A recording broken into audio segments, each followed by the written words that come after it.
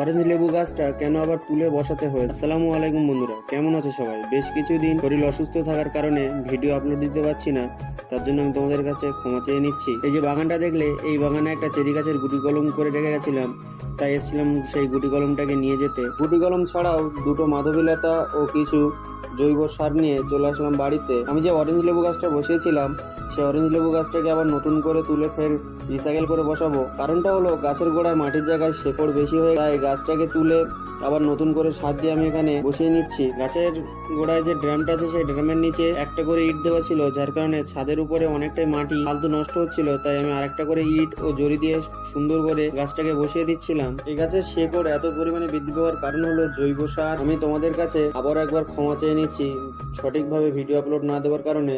তো বন্ধুরা, আজকের ভিডিওটা এই পর্যন্ত। দেখা হচ্ছে আবার নতুন কোনো ভিডিওয়। ততক্ষণ আমাদের পাশে থেকো। আসসালামু আলাইকুম রহমতুল্লাহ।